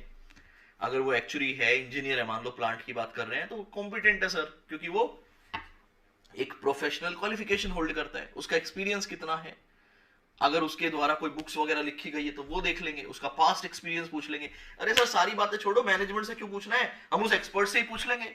तो देखो बेटा ये क्वेश्चन एक बहुत ही प्यारा सा सिंपल इंटर लेवल का है, लेकिन फाइनल पे पढ़ा रहे हैं, कोई बात नहीं। क्या बोलता है देखो, स्टार लगा लो यहाँ पे स्टार लगाओ, एक छोटा सा स्टार 1, और यहाँ पे ये स्टार 1 वापस से लगा लो, ठीक है। ओके सर, देखो information regarding the competence, capability and objectivity of a management expert may come from a variety of source such as, अब बेटा ये बताओ क्या ये एग्जाम्पल फिक्स है, क्या यही है, नहीं सर, these are examples ये एग्जाम्पल है, ठीक है। क्या कहता है, personal experience with previous work of that expert. आप उसका क्या देख सकते हो, पर्सनल एक्सपीरियंस देख सकते हो प्रीवियस वर्क के रिगार्डिंग। आप एक्सपर्ट के साथ ही डिस्कशन कर सकते हो, उसी से पूछ लो। डिस्कशन विद अदर मतलब मैनेजमेंट से भी डिस्कस कर सकते हो, ठीक है। Who are familiar with that expert work, knowledge of that expert, qualification देख सकते हो, मेंबरशिप देख सकते हो, वो किसी प्रोफेशनल बॉडी का मेंबर है क्या, किसी इंडस्ट्री के साथ एसोसिएटेड है क्या, लाइसेंस है क्या उसके पास, जैसे हमारे पास ईओपी होता है, और other forms of external recognition. ये सारी चीजें भी आप कंसिडर कर सकते हो। उसके द्वारा अगर कोई पब्लिश पेपर और बुक्स है रिटर्न बाय है अगर एक्सपर्ट का, वो भी देख सकते हो।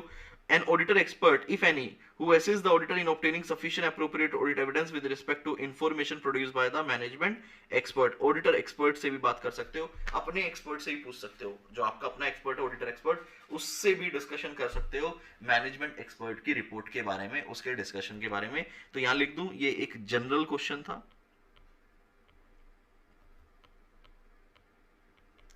इसको सिर्फ रीड कीजिएगा।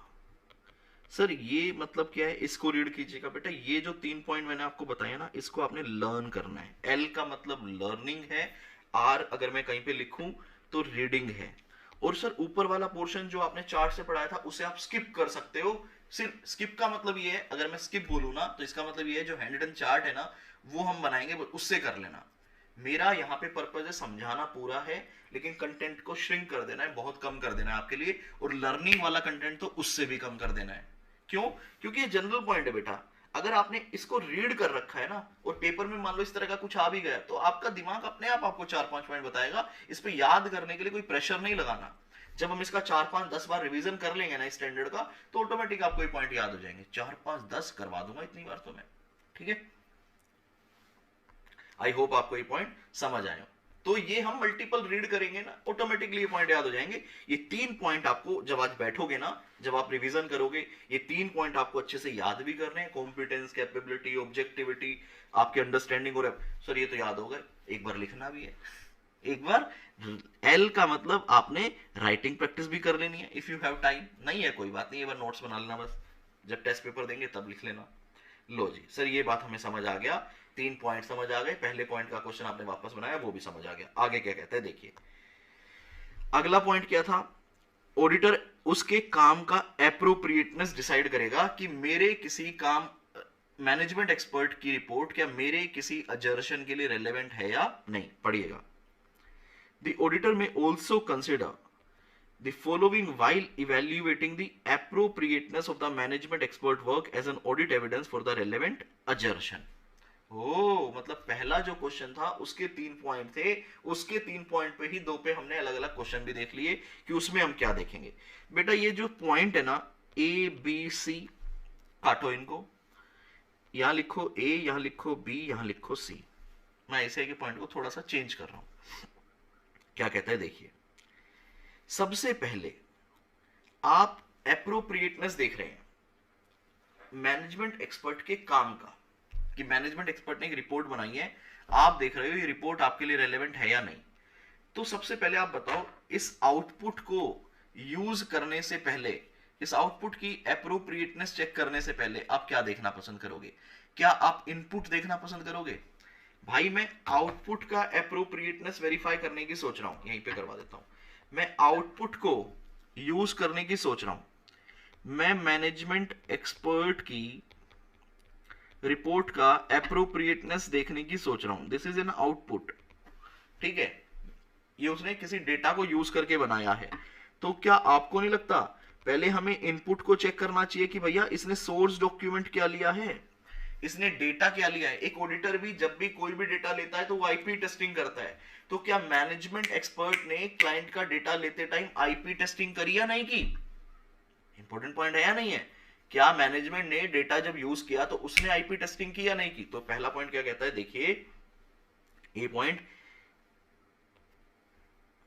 If that expert work involve significant use of source data, अगर किसी भी तरह का सोर्स डेटा यूज किया गया है, the relevant completeness and accuracy of that source data आपको चेक करना पड़ेगा उसके काम को यूज करने के लिए, अपनी अजर्शन के लिए। तो इस पे आप क्या लिखोगे?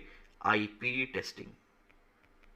लेकिन ये आईपी टेस्टिंग ऑडिटर कर रहा है या मैनेजमेंट एक्सपर्ट ने? सर मैनेजमेंट एक्सपर्ट ने की होगी, लेकिन हमें भी देखना पड़ेगा कि उसने आईपी टेस्टिंग वगैरह की है या नहीं की है। उसके अलावा बताओ सर, उसके अलावा देखिए हम फ्यूचर की बात कर रहे हैं, उसने एक तो इनपुट में डेटा लिया होगा, इनपुट में एक तो क्या लिया होगा? डेटा लिया होगा, ठीक है। दूसरा मैनेजमेंट एक्सपर्ट क्या लगाएगा? सर मैनेजमेंट एक्सपर्ट लगाएगा अजम्पशंस, बहुत सारी अजम्पशंस लगाएगा कि भैया रिटायरमेंट एज क्या रहेगी, वो क्या रहेगी, आप देखते हो। तो अजम्पशंस को भी हम लोगों को वेरीफाई करना पड़ेगा, किसी भी एरिया में हो सकती है अजम्पशन ये। If that expert work involve use of significant assumptions and method, बेटा मैं कीवर्ड हाईलाइट कर रहा हूं, the relevance and reasonableness of those assumption and method. तो हमें उस अजम्पशन का रेलेवेंस भी देखना पड़ेगा कि वो अजम्पशन रेलेवेंट है या नहीं, हमको बेसिकली उन अजम्पशन को गो थ्रू करना ही पड़ेगा। ये मत करना रियल लाइफ में चले जाओ तब कि आपको एक्सपर्ट की रिपोर्ट मिली, आपने एक्सपर्ट की रिपोर्ट में देखा अच्छा ये नंबर आ रहा है और आपने कहा ठीक है जी ओके, नहीं, हमने पहले एक्सपर्ट की कॉम्पिटेंस कैपेबिलिटी भी देखनी है, उसका काम हमारे लिए किस सजेशन के लिए रेलेवेंट भी है, और फिर जो उसने रिपोर्ट बनाई है उस रिपोर्ट का सोर्स डेटा भी चेक करेंगे, आईपी टेस्टिंग, इस रिपोर्ट में जो अजम्पशन यूज हुई है वो भी चेक करेंगे। मतलब सर सारा काम तो हम ही कर रहे हैं, फिर अरे भैया आप ही की रिस्पॉन्सिबिलिटी ओपिनियन देना, ठीक है। और उसके बाद तीसरा आता है कि उसका जो आउटपुट है, मैं आउटपुट से भी स्टार्ट कर सकता था, उसका जो आउटपुट है उसको भी चेक करो, आप उसको भी छोड़ नहीं सकते कि वो आपके लिए रेलेवेंट है या नहीं है। The relevance and reasonableness of that expert finding और conclusion, their consistency with the other audit evidence जो आपने कलेक्ट किया उनके साथ उसकी consistency, and whether they have been appropriately reflected the financial statement. तो उसकी फाइंडिंग और कंक्लूजन भी आपको इवैल्यूएट करनी पड़ती है। देखो आईसीआई ने आउटपुट से इनपुट पे गया है, मैं इनपुट से आउटपुट पे जा रहा हूं, मैंने समझाने के लिए किया है। अब आप कैसे भी लिख सकते हो, बताओ भाई मैनेजमेंट एक्सपर्ट का काम आपके लिए एप्रोप्रिएट है या नहीं, क्या क्या देखेंगे। तो देखिए याद करने के लिए तो मुझे लगता है इनपुट से आउटपुट पे जाना बेटर है। इनपुट में सबसे पहले क्या होता है, सोर्स डेटा, तो सोर्स डेटा का IP testing, completeness, accuracy, relevance, reliability, उसके बाद अजम्पशंस का रीजनेबलनेस, उसके बाद आउटपुट एंड कंक्लूजन, उसका रीजनेबलनेस हम लोगों को चेक करना है। तो यहां पे आप लगा लो *2 और यहां लगा लो *2। बताओ जी समझ आएगा यहां तक। क्वेश्चन नंबर 1 था, काम यूज करते टाइम प्लानिंग के 3 पार्ट थे, 3 में से फिर दोनों पे अलग अलग सेपरेट क्वेश्चन आ गए। यहां तक बताइए आपको समझ आया या नहीं आया, ये हो गया खत्म। अब एक है जनरल क्वेश्चन, ये भी एक्सपर्ट के ऊपर ही है बट जनरल क्वेश्चन है। 2 जनरल क्वेश्चन हो गए, 2 स्पेसिफिक क्वेश्चन हो गए।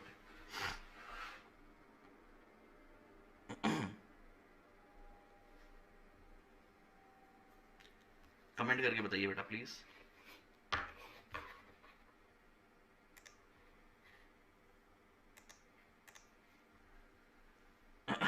लो जी आखिरी क्वेश्चन देखिएगा, ये कहता है, ये क्वेश्चन समझना जरूरी है, आंसर तो इसका बड़ा आसान है, क्वेश्चन समझना आपके लिए बहुत ही रेलेवेंट और बहुत ही जरूरी है।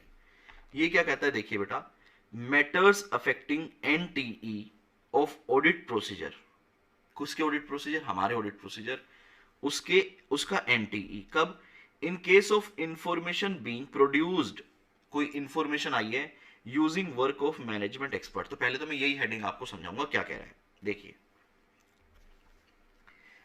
क्वेश्चन समझ लो पहले, ये बाद में आगे की बातें बाद में।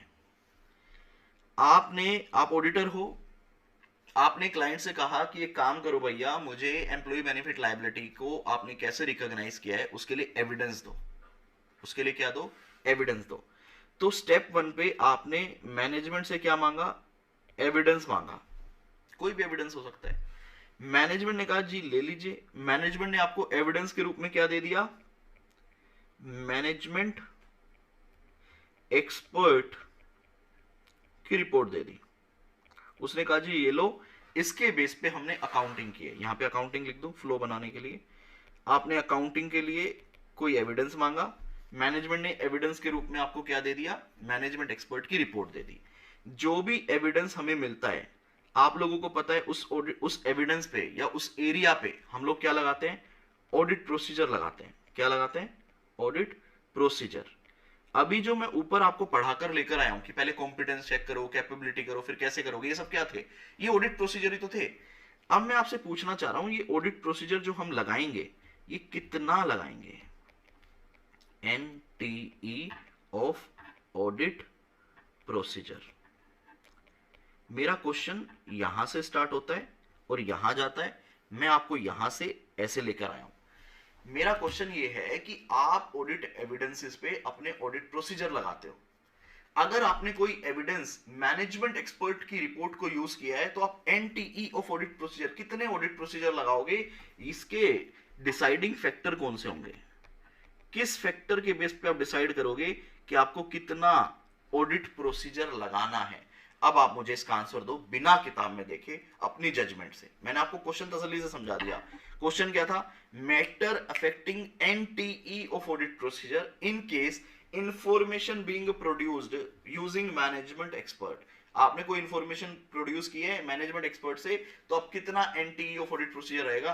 अब आप बिना आंसर देखे आपने मुझे बताने हैं। मैंने आपको क्वेश्चन यहां समझा दिया। क्वेश्चन क्या है? आप एविडेंस ले रहे हो, मैनेजमेंट की एक्सपर्ट आ गई, आपको कितना ऑडिट प्रोसीजर लगाना है, कौन से फैक्टर उसका एनटीई अफेक्ट करेंगे, आपने मुझे कमेंट करना है। देखो सर, आप बिल्कुल बोलोगे दो तीन बातें जो ऊपर से ही निकल के आ जाएंगी। आप ऊपर वाले आंसर में से ही इसका आंसर निकाल दोगे। बेटा कभी भी ना आंसर पे फोकस मत करना। आपका सबसे पहले फोकस होना चाहिए क्वेश्चन की रिक्वायरमेंट समझने में। अगर क्वेश्चन की रिक्वायरमेंट समझ आ गई तो 3 4 5 पॉइंट तो वैसे ही दे दोगे, और पेपर में 5 पॉइंट बहुत होते हैं। कोई कमेंट करके बता सकता है क्या होगा? देखो सर, सबसे पहले तो आप जनरल बोल सकते हो, सर उस एरिया का रोमम, रिस्क ऑफ मटेरियल मिसस्टेटमेंट कितना है, उस एरिया की मटेरियलिटी। 2 पॉइंट तो आपने बिना देखे सोचे समझे बोल दिए। उसके बाद आप बोल सकते हो सर जो एक्सपर्ट की रिपोर्ट है तो एक्सपर्ट की कॉम्पिटेंस। अरे ये तो ऊपर का पॉइंट है। हाँ, ऑब्जेक्टिविटी इंडिपेंडेंट है या नहीं है, कितनी उसने अजम्पशंस यूज की है, उसकी क्वालिफिकेशन। अरे सर ये तो सारे पॉइंट ऊपर से पेल दिया आपने। तो ऐसे ही तो होता है। अगर ये क्वेश्चन नहीं समझाता तो आंसर रटना पड़ता। अब आपने क्वेश्चन समझ लिया तो ऊपर वाले पॉइंट से ही इसका आंसर आपने निकाल दिया। ये होती है बेटा कला। लो जी, ये देखो जी, तो ये बेटा मैं लिख दूं, इस पे क्या लिखूं बताओ? इस पे इस क्वेश्चन के लिए मैं क्या लिखूं? आप मुझे बताओ कोई एक ऐसा वर्ड जो इस क्वेश्चन के आंसर के लिए मैं लिखना चाहूंगा। General question, answer can be framed from above points. बेटा ये लिखना बहुत जरूरी होता है। आपको पता होता है कि याद क्या करना है। अब बेटा क्या याद करना है? सर याद करने वाला क्वेश्चन एक तो ये है लर्निंग, ये मैंने जनरल क्वेश्चन लिखवा दिया, और एक ये है 3 पॉइंट और 3 पॉइंट 6 पॉइंट। बाकी सब समझने वाला है, बाकी सब रीड करके समझने वाला है। सिर्फ 6 पॉइंट याद करने, ये 6 पॉइंट याद कर ले, बाकी सब छोड़ दे। नहीं, रीड सब करना है। ये 6 पॉइंट याद करने, बाकी सब ऑटोमेटिक हो जाएगा। लो जी, पॉइंट देखिए। The nature and complexity of matter to which management expert relate, मतलब RoMM. Risk of material misstatement अलग से भी लिख दिया। क्या उस डेटा का, क्या उस एविडेंस का कोई ऑल्टरनेट सोर्स अवेलेबल है या नहीं है, वो भी आप देख लो। उसके बेस पे आप बोल सकते हो मैनेजमेंट के एक्सपर्ट की रिपोर्ट में यूज नहीं कर रहा या कर रहा हूं, और दूसरे तरीके से भी देखूंगा। Nature, scope and objectivity of management expert. Management expert का क्या स्कोप है, वो इंडिपेंडेंट है या नहीं है, वो भी हम अंडरस्टैंड करेंगे। whether the management expert is employed by the entity or is partially engaged in providing relevant service। क्यों? क्योंकि अगर एम्प्लॉयड है तो मेरे को इंडिपेंडेंस ऑब्जेक्टिविटी पे डाउट है, और अगर एक्सटर्नल कंसल्टेंट है तो हम उसकी ऑब्जेक्टिविटी को इंश्योर कर सकते हैं। The extent to which management can exercise control और influence over the work of management expert, ये भी आपके इंडिपेंडेंस का पॉइंट हो गया कि कितना मैनेजमेंट उसको इन्फ्लुएंस कर सकती है। तो इंडिपेंडेंस के ना सारे पॉइंट एक साथ कर लो। whether the management expert is subject to technical professional standard or other professional industry requirement, क्या जो जिस भी एरिया में वो काम कर रहा है, क्या वहां पे कोई प्रोफेशनल स्टैंडर्ड्स लगते हैं? जैसे हम अगर ऑडिट कर रहे हैं तो क्या लगते हैं? Standards on auditing. तो क्या कोई लीगल रिक्वायरमेंट है? The nature and extent of any control with in the entity over the management expert work. जो मैनेजमेंट एक्सपर्ट कर रहा है, एंटिटी ने उसके लिए क्या कंट्रोल्स बना रखे हैं, जैसे कि डेटा प्रोवाइड करने में क्या क्या कंट्रोल है, वो भी हम देखेंगे। वो स्ट्रॉन्ग होने ही चाहिए। The additional knowledge and experience of the management expert field of expertise, उसको addition the auditor knowledge and experience of the management expert field of the expertise. हमें कितनी नॉलेज है उस एरिया की, उसके बेस पे भी हमारा एनटीई डिसाइड करेगा कि मुझे कितना काम करना है। The auditor previous experience of the work of that experience, और हमारा प्रीवियस एक्सपीरियंस क्या है। एक काम करो, इसमें से बढ़िया पॉइंट सेलेक्ट करो। इतने सारे पॉइंट तो नहीं याद करोगे आप, इसमें से कुछ बढ़िया बढ़िया पॉइंट निकालो जो आप याद करोगे। मैं बना दूं? सर आप बना दो। देखो सबसे पहला पॉइंट तो मुझे लगता है ये बहुत अच्छा पॉइंट है, नेचर एंड कॉम्प्लेक्सिटी। दूसरा पॉइंट रोमम का होना ही चाहिए, रोमम का पॉइंट हो गया। तीसरा मेरे को लगता है आप सीधा लिखो आपका ऑडिटर का एक्सपीरियंस और ऑडिटर का पास्ट एक्सपीरियंस, ठीक है। उसके बाद लिखो आप ये वाला पॉइंट, 2 पॉइंट इंडिपेंडेंस के उठा लो ये एक साथ, मैं दोनों को एक ही बना रहा हूं। 5वां पॉइंट देखो यहां तक मेरे हिसाब से काफी है, बाकी आप अपने हिसाब से देख लेना। तो ये मैंने आसान पॉइंट बता दिए। ये 5 पॉइंट आप मेरे साथ रिपीट करो बेटा सभी। पहला पॉइंट मेरा एनटीई ऑफ ऑडिट प्रोसीजर क्या रहेगा, किस पे, अगर मैं कोई डेटा यूज कर रहा हूं मैनेजमेंट एक्सपर्ट का, तो एनटीई कैसे डिसाइड होगा। तो सबसे पहले आपने क्या बोलना है, nature and complexity of that area कितना है, उस एरिया का रोमम, मेरा एक्सपीरियंस, मेरा नॉलेज उस एरिया का, उस मैनेजमेंट एक्सपर्ट के काम का, मेरा पास्ट एक्सपीरियंस, और फिर पांचवा पॉइंट हमने लिया था कि वो एम्प्लॉयड है या वो एंगेज किया है रेलेवेंट सर्विस के लिए, और मैनेजमेंट कितना कंट्रोल कर सकती है और इन्फ्लुएंस कर सकती है। उसके अलावा भी आप बाकी पॉइंट्स को रीड कर सकते हैं। तो ये था हमारा using the audit evidence using the management expert. I hope आपको समझ आया हो। टोटल कितने क्वेश्चन है सर? सर टोटल 4 क्वेश्चन है। पहला, जब मैं उसके काम को यूज करता हूं तो मुझे क्या देखना है। दूसरा, मैं उसकी कॉम्पिटेंस कैपेबिलिटी को कैसे वेरीफाई करूंगा। तीसरा, मैं एप्रोप्रिएटनेस को कैसे वेरीफाई करूंगा। फोर्थ, मैं इंफॉर्मेशन अगर यूज कर रहा हूं तो मेरा एनटीई कितना रहेगा। तो मैं यहां लिख दूं क्या, एक्सपर्ट के 4 क्वेश्चन लिख दो सर।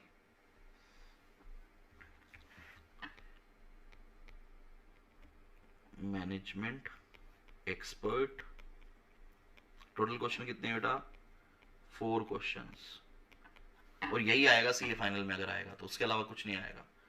कौन कौन से क्वेश्चन है बताना। ये आप समरी बनाओगे अलग से, हालांकि एक्सेल शीट में भी बना रहा हूं, मैं आपको आखिरी में दूंगा, लेकिन आप भी लिख सकते हो जहां भी आप समरी बना रहे हो। पहला क्या था, प्लानिंग के पॉइंट थे, अपने हिसाब से लिखो, अपनी नॉलेज के हिसाब से। दूसरा, कॉम्पिटेंस कैपेबिलिटी को कैसे वेरीफाई करोगे। तीसरा, एप्रोप्रिएटनेस ऑफ वर्क को कैसे वेरीफाई करोगे। फोर्थ, एनटीई ऑफ ऑडिट प्रोसीजर कब, when using management expert report. आप चाहो तो बुक से सीधी सीधी हेडिंग कॉपी कर सकते हो। ये चारों क्वेश्चन की आपको नोटबुक में समरी बनानी है। ये आपका था होमवर्क। तो ये जो समरी बनेगी ये पेज नंबर 2 पे बनेगी। जो आपके नोटबुक का पेज नंबर 1 पे क्या बनेगा सर, पेज नंबर 1 पे जो मैंने आपको ये चार्ट करवाया था ना, हैंड चार्ट, इसको आपने कॉपी पेस्ट मारना है पूरे एक पेज पे।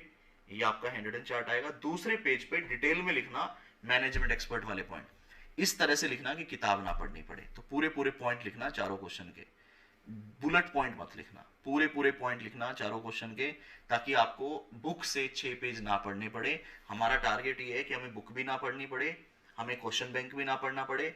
जो आप 300 पेज का रजिस्टर बना रहे हो वो आपको करना है। तो आपको मेरी बात आई होप समझ आ गई हो। देखो जी, यहाँ पे वो पॉइंट थे ही नहीं इस चार्ट के अंदर। Information obtain from management expert, तो आपको क्या लेना है, कॉम्पिटेंस, कैपेबिलिटी, ऑब्जेक्टिविटी, अंडरस्टैंडिंग, और किस एजर्शन के लिए काम कर रहे हो। ठीक है जी।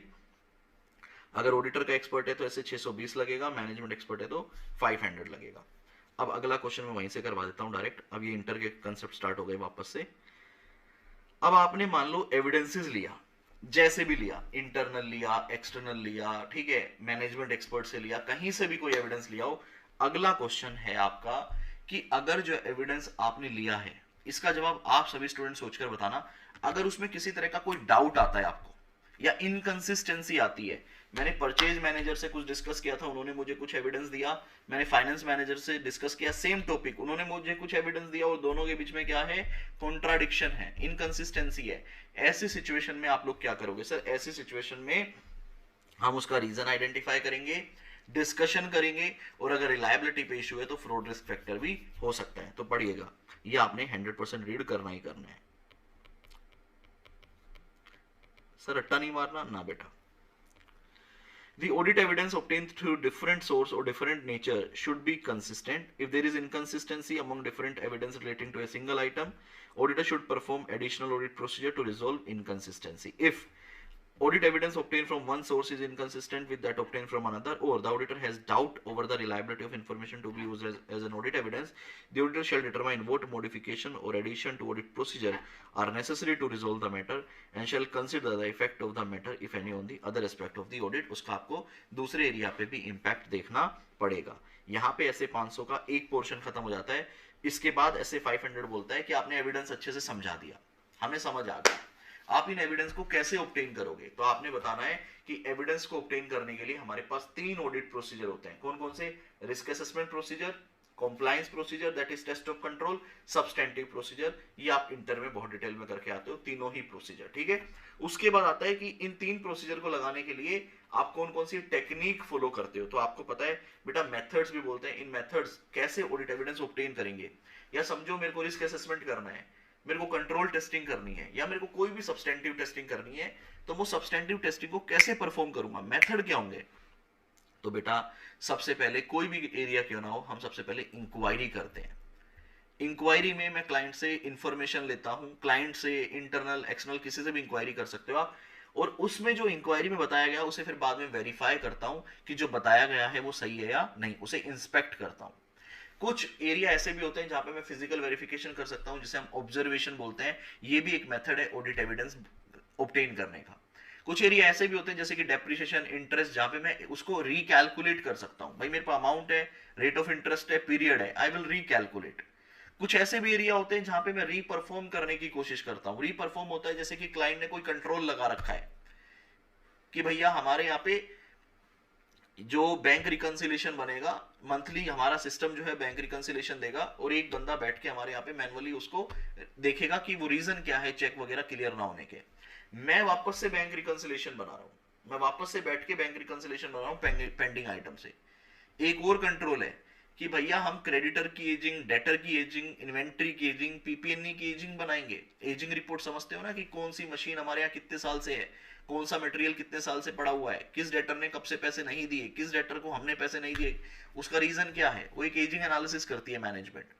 वो कह रहा है वो मैं वापस से मैं खुद बनाऊंगा एजिंग एनालिसिस, आप मुझे इनवॉइस डेट दे दो, ड्यू डेट दे दो, मैं अपने एक्सेल शीट में खुद बनाऊंगा एजिंग एनालिसिस। तो मैं उनके कंट्रोल को क्या कर रहा हूँ, रीपरफॉर्म कर रहा हूँ। इन्वेंट्री को फिजिकली देखना, ऑब्जर्व करना। तो ये बेटा क्या होते हैं, हमारे मेथड्स होते हैं, ये भी आपने इंटर में बहुत डिटेल में पढ़ा था। अब आप बताओ, एनालिटिकल प्रोसीजर, रेशियो एनालिसिस करना, कंपैरिजन करना, रिलेशनशिप के बेस पे आइडेंटिफाई करना, उसको बोलते हैं एनालिटिकल प्रोसीजर। सर ये सब छोड़ सकते हैं क्या हम? Definitely you guys can skip these things. आप बस समरी में चाहो तो procedure to obtain audit evidence यहाँ पे सिर्फ नाम लिख लेना, और मेथड्स में भी सिर्फ नाम लिख लेना। इंक्वायरी जो होती है हम किसी भी नॉलेजेबल पर्सन से लेते हैं कोई भी इंफॉर्मेशन लेने के लिए। ये भी पूरा इंटर का डिटेल कंसेप्ट है। आपके फाइनल के लिए सिर्फ मैनेजमेंट था। इंक्वायरी कभी कभी पेपर में पूछ लेता है, लेकिन मुझे नहीं लगता फाइनल के लेवल पे अब ये इस तरह के क्वेश्चन आएंगे।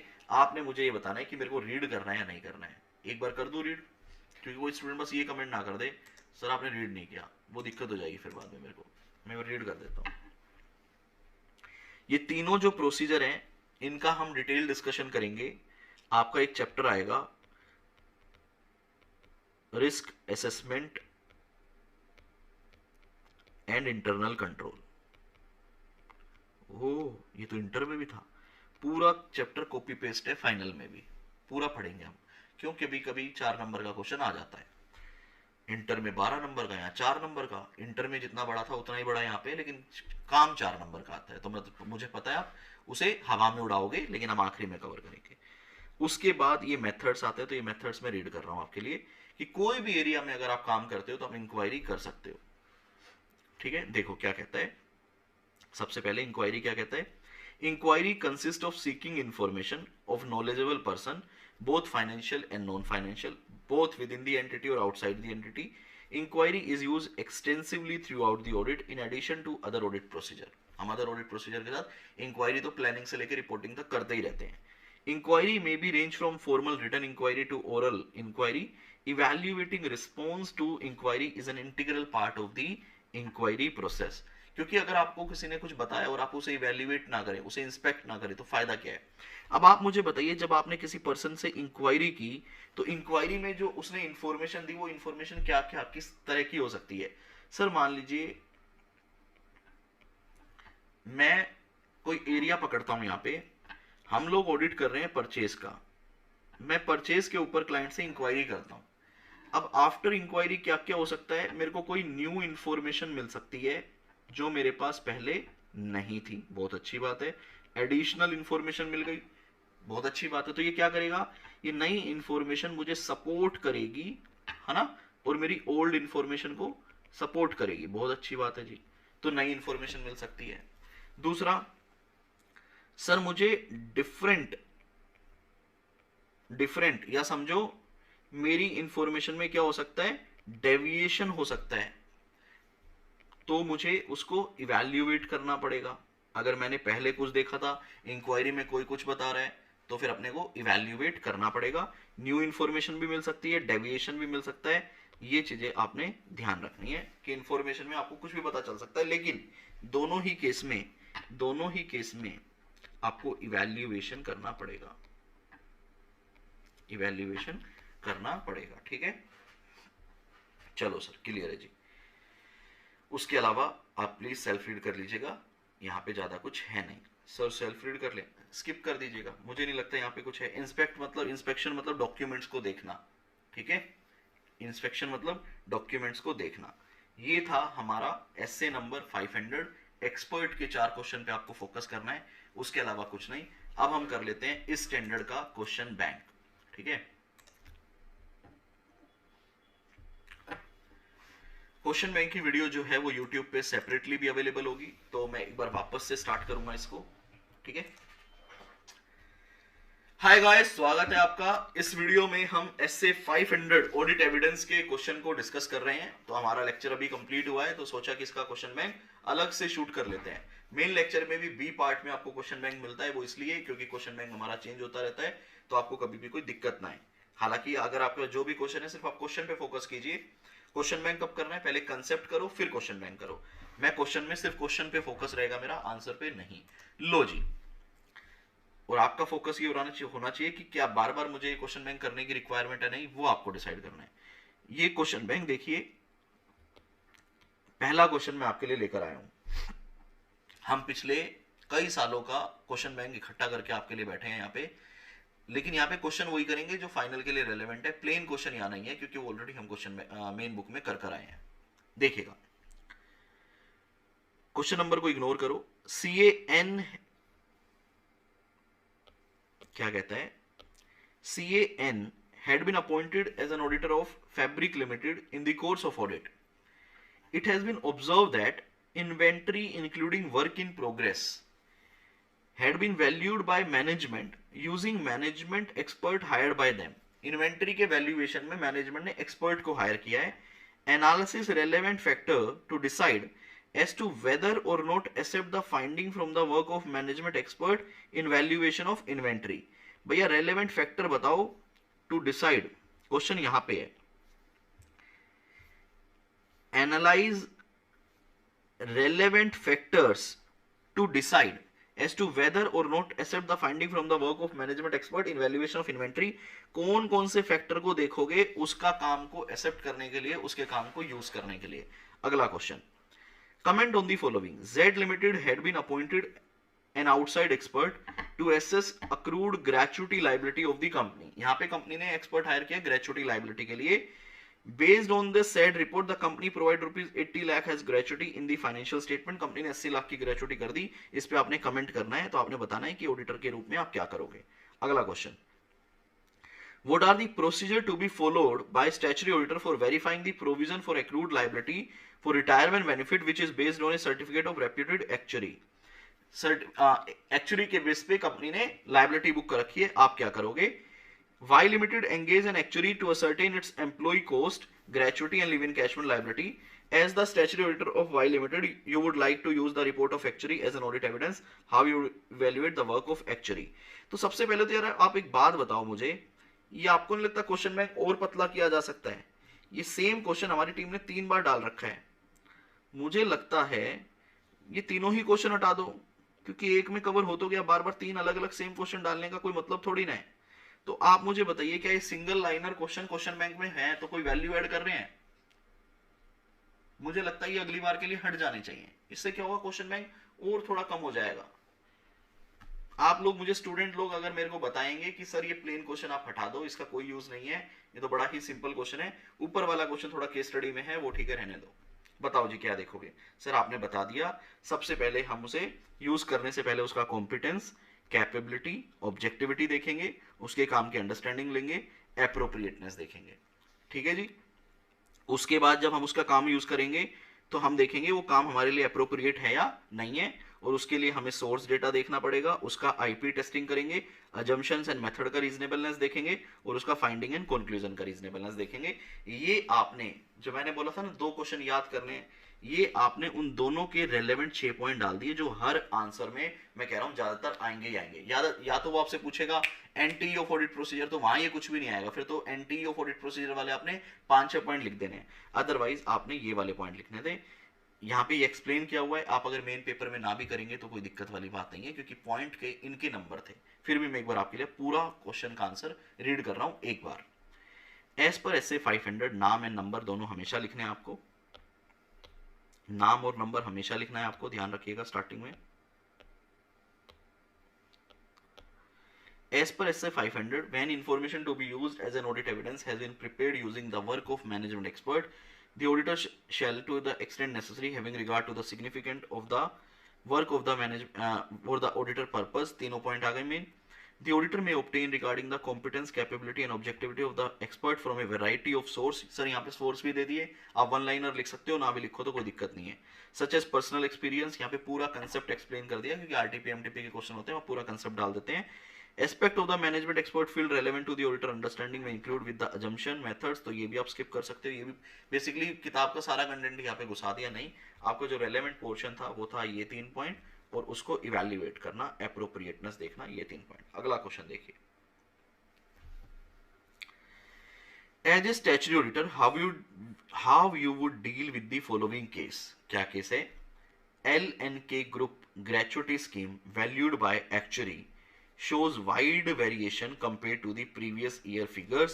बहुत ज्यादा उसमें वेरिएशन है प्रीवियस ईयर से, एक्चुअली के बेस पे है। तो आप बताओ क्या देखोगे? तो सर ये भी वही क्वेश्चन है, लेकिन यहाँ पे एक एडिशन क्वेश्चन है, बताओ क्या।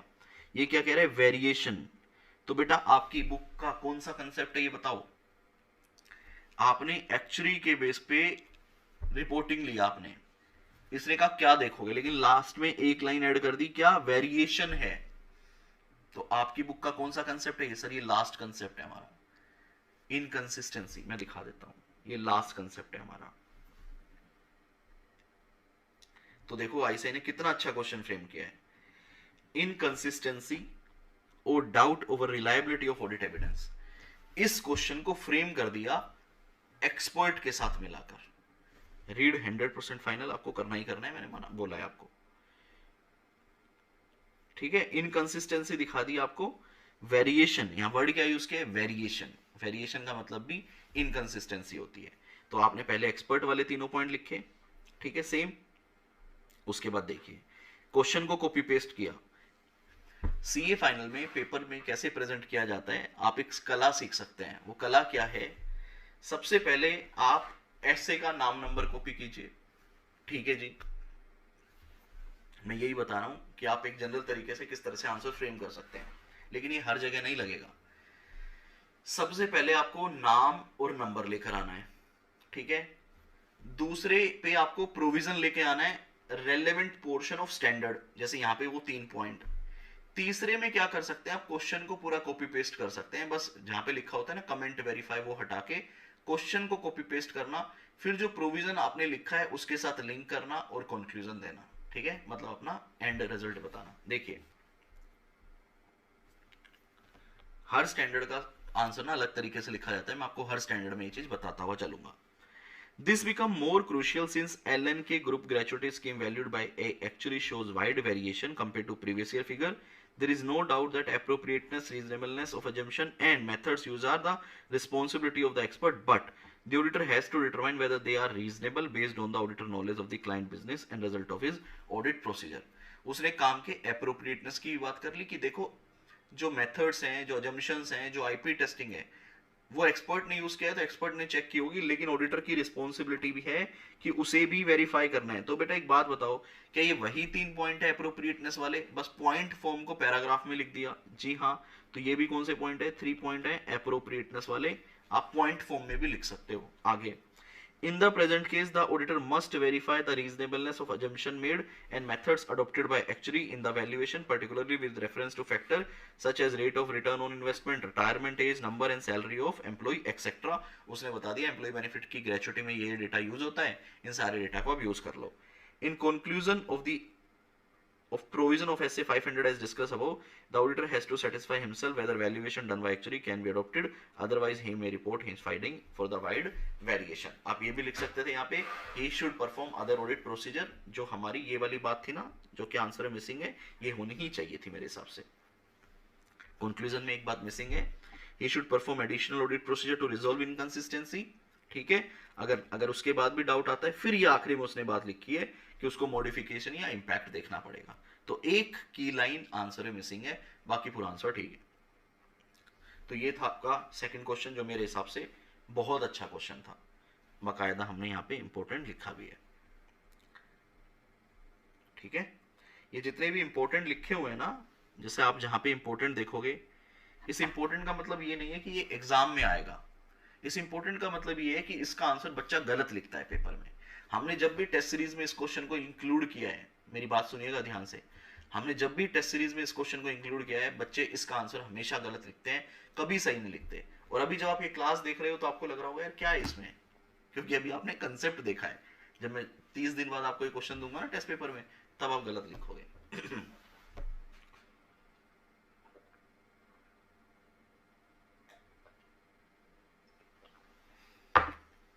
लो जी, SA 500 का लास्ट क्वेश्चन. अभी जो मैं आपको क्वेश्चन करवा रहा हूं, ये सारे पुराने क्वेश्चन हैं. ठीक है, जब हमारा चैप्टर खत्म हो जाएगा तब हम ICAI study material, new study material के भी सारे क्वेश्चन करेंगे. आप लोगों को एक क्वेश्चन बैंक मिला होगा, ये कवर पेज मत देखना, कवर पेज भी मैं हर 3 महीने में बदलता रहता हूं. इस क्वेश्चन बैंक को हमने, देख रहे हो, 2 पार्ट में डिवाइड किया है. पार्ट ए जो है, आपको एक इंडेक्स मिलेगा, इसमें ICAI स्टडी मटेरियल के, जो ICAI न्यू स्टडी मटेरियल है, न्यू कोर्स का, उसके सारे क्वेश्चन चैप्टर वाइज लगे. और यहाँ पे हमने इंडेक्स भी ICAI का फॉलो किया है. जैसे ICAI का पहला चैप्टर है क्वालिटी कंट्रोल, तो हमारा पहला चैप्टर है क्वालिटी कंट्रोल. सबसे पहले आता है इंटीग्रिटी केस बेस MCQ, सारा केस बेस MCQ आ गए, फिर सारे थियोरेटिकल क्वेश्चन और उसके आंसर आ गए. तो इस तरह से ना ICAI के टोटल 21 चैप्टर है. कितने चैप्टर देखे? हाँ, टोटल 19 चैप्टर हैं. तो सबसे पहले तो ICAI स्टडी मटेरियल के 19 चैप्टर वाइज उनके क्वेश्चन और उनके आंसर आपको ये पार्ट 1 में दे दिए गए. उसके बाद में क्या लेके आया हूं, देखो, उसके बाद हमने ये क्वेश्चन बैंक बनाया है आपके लिए. ये चेंज होते रहते हैं मेरे क्वेश्चन बैंक, तो हो सकता है अगर कोई 6 महीने बाद देख रहा है तो हमने स्टाइल चेंज कर दिया हो. ये इन पे लोग, हम ना कंटिन्यूअसली काम करते रहते हैं, तो कोई बच्चा भावुक ना हो जाए कि ये तो मेरे को तो कुछ और मिला है. भाई कुछ और मिला है तो बेहतर ही मिला होगा, घबराए ना. ठीक है, इसलिए मैं क्वेश्चन बैंक की वीडियो अलग भी रखता हूँ.